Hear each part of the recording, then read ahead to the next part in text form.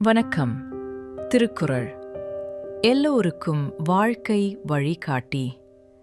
எந்த வயதிலும் எந்த நிலைமையிலும் இது நம்மை மெதுவாக நல்லதொரு பாதைக்கு அழைத்துச் செல்லும் நெறி.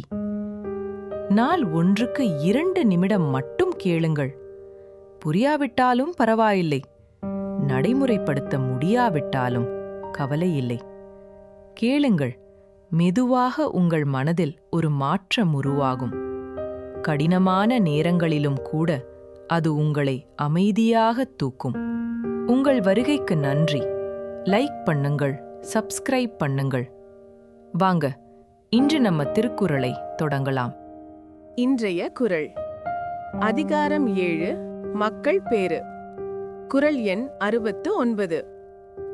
வணக்கம்.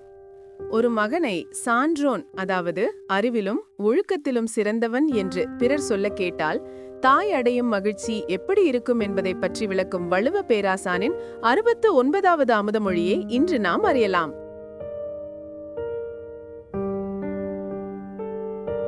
ஈன்ற பொழுதிற் பெரிதுவக்கும் தன் மகனை சான்றோன் எனக் கேட்ட தாய்.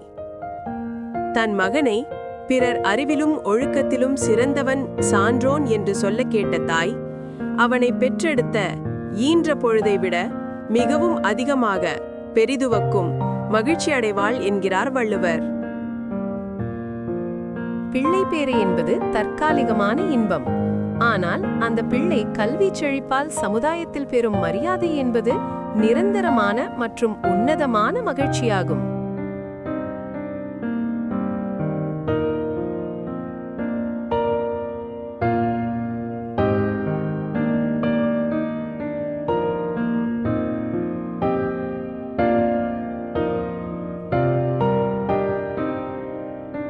இந்த குறள் தாயின் மகிழ்ச்சியை பற்றி பேசினாலும் அதன் மூலமாக பிள்ளைகள் கல்வி ஒழுக்கத்தால் சிறந்து வாழ வேண்டும் என்ற சமூக கடமையை உணர்த்துகிறது.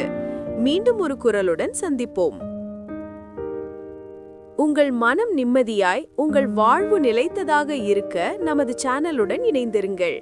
வீடியோ பிடித்திருந்தால் லைக் செய்யவும் மற்றும் புதிய ஞான கருத்துக்களை பெற சப்ஸ்கிரைப் செய்ய மறக்காதீர்கள்.